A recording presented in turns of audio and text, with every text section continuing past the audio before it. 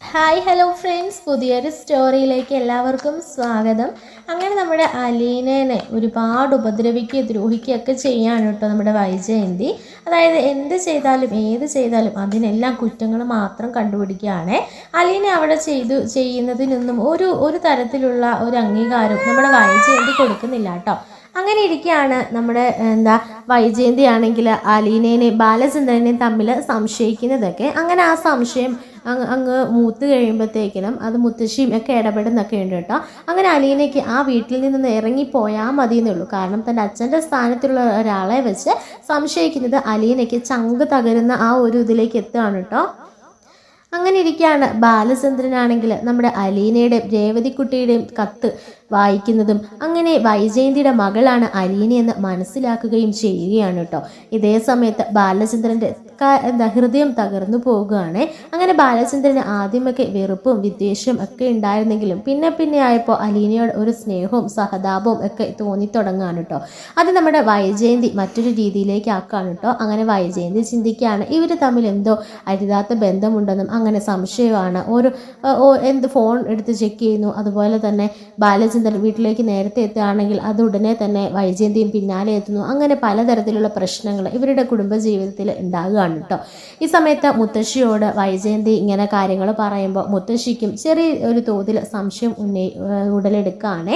അതായത് വൈജയന്തി ഇത്രയൊക്കെ പറയുമ്പോൾ എന്തെങ്കിലും ഒരു കഴമ്പ് അതിലില്ലാതിരിക്കുമല്ലോ എന്നോർത്തിട്ട് മുത്തശ്ശിയും ചെറിയ രീതിയിലൊന്ന് സംശയിക്കുകയാണ് കേട്ടോ.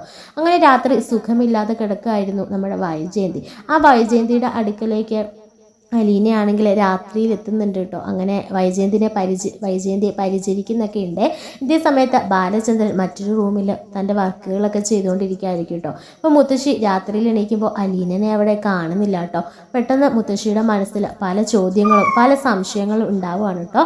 അങ്ങനെ മുത്തശ്ശി ആദ്യം തന്നെ ചെല്ലുമ്പോഴത്തേനും നമ്മുടെ ബാലചന്ദ്രൻ ഒരു റൂമിലിരുന്ന് എന്തൊക്കെയോ വർക്കുകൾ ചെയ്യാതിരിക്കെ പെട്ടെന്ന് വൈജയന്തിയുടെ അടുക്കിലേക്ക് ചെല്ലുമ്പോൾ അവിടെയാണെങ്കിലോ നമ്മുടെ അലീനയാണെങ്കിൽ വൈജയന്തിയുടെ ചാരത്ത് തന്നെ ഇരുന്ന് ആ നെറ്റിയിൽ തടവി കൊടുക്കുകയാണ് കേട്ടോ.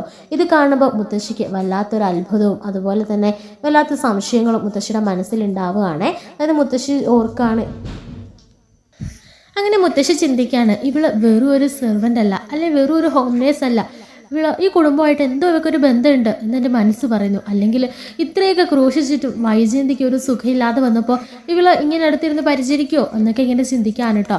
അങ്ങനെ പെട്ടെന്ന് മുത്തശ്ശിയെ കണ്ട അലീന പെട്ടെന്ന് ഇറങ്ങി വരികയാണ്. എന്നിട്ട് ചോദിക്കുന്നത് നീ എന്താ ഇവിടെ?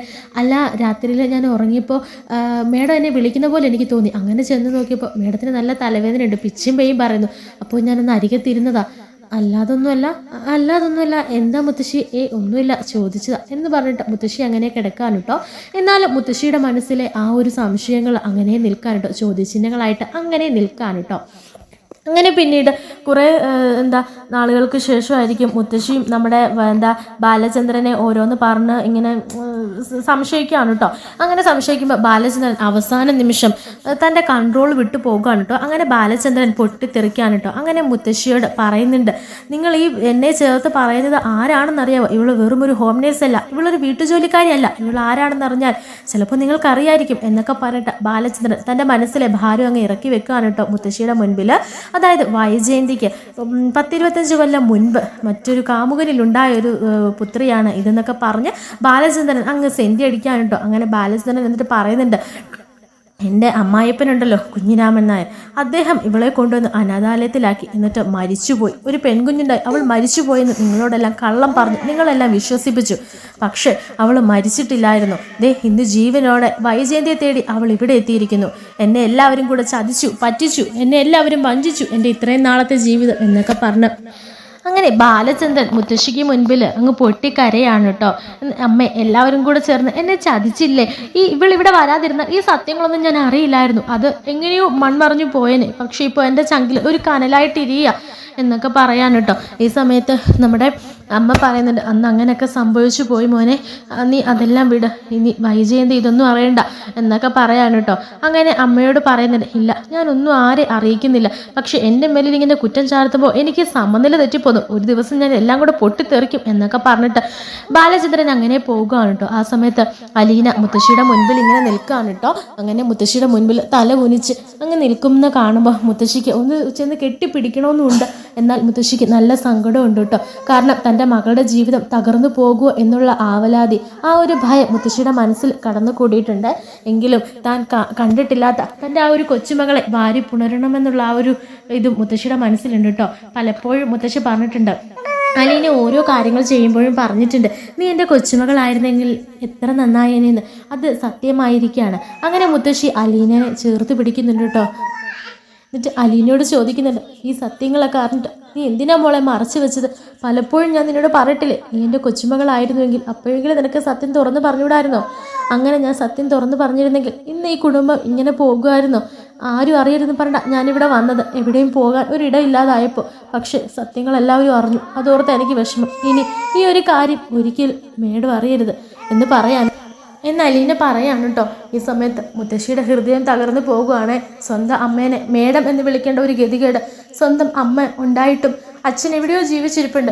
എന്നിട്ടും ഒരു അനാഥയെ പോലെ അനാഥാലയത്തിൽ വളരേണ്ടി വന്നു. എന്നിട്ടൊരു ഹോം നേഴ്സ് പോലെ, ഒരു വേലക്കാരിയെ പോലെ സ്വന്തം വീട്ടിൽ താമസിക്കേണ്ടി വരുന്ന ആ ഒരു മകളുടെ ഗതി ഓർത്തിട്ട് മുത്തശ്ശിക്ക് അങ്ങ് സഹിക്കാൻ പറ്റുന്നില്ല കേട്ടോ.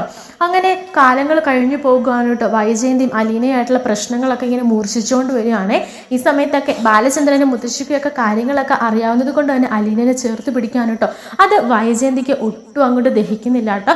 വൈജയന്തി പലപ്പോഴായിട്ട് ചോദിക്കുന്നുണ്ട്, അമ്മയുടെ ഓരോരോ കാട്ടായങ്ങൾ കാണുമ്പോൾ ഇത് അമ്മയുടെ കൊച്ചുമകളായിട്ടാണല്ലോ തോന്നുന്നത് എന്നൊക്കെ പറയാൻ കേട്ടോ.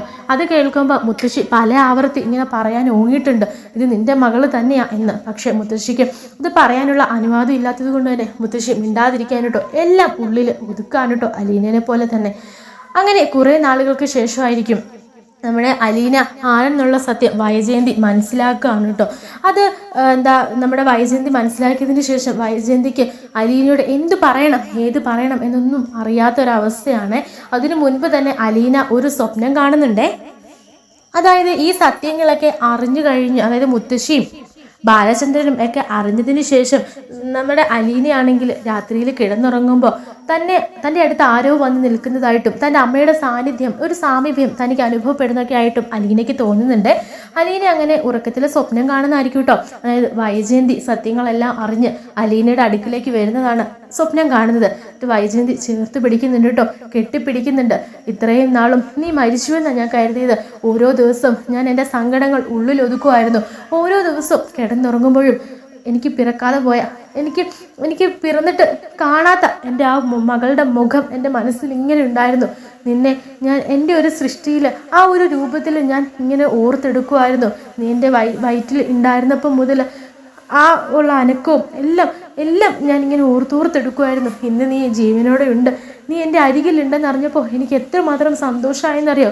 ഈ ഭൂമി പിളർന്ന് താഴേക്ക് പോയാലും ഒന്നും എനിക്ക് സങ്കടമില്ലായിരുന്നു. അതുപോലെ അത്രമാത്രം സന്തോഷം എനിക്കുണ്ടായി. എൻ്റെ ജീവിതം തന്നെ മാറ്റിമറിച്ചു എന്നൊക്കെ ഇങ്ങനെ പറയാൻ കേട്ടോ. അങ്ങനെ എന്തൊക്കെയോ കാര്യങ്ങൾ ഇങ്ങനെ വൈജയന്തി വാതാരാതെ സംസാരിക്കുകയാണ്. കാരണം തൻ്റെ നഷ്ടപ്പെട്ടു പോയ മകളെ തിരിച്ചു കിട്ടിയ ആ ഒരു സന്തോഷം, ആ ഒരു വാത്സല്യം എല്ലാം ആ ഒരു ഒറ്റ രാത്രി പ്രകടിപ്പിക്കുകയാണ് കേട്ടോ. അങ്ങനെ നമ്മുടെ അലീന ഒരുപാട് സന്തോഷത്തിൽ ഉറക്കത്തിൽ ഇങ്ങനെ കെട്ടിപ്പിടിക്കുന്നൊക്കെ ഉണ്ട് കേട്ടോ.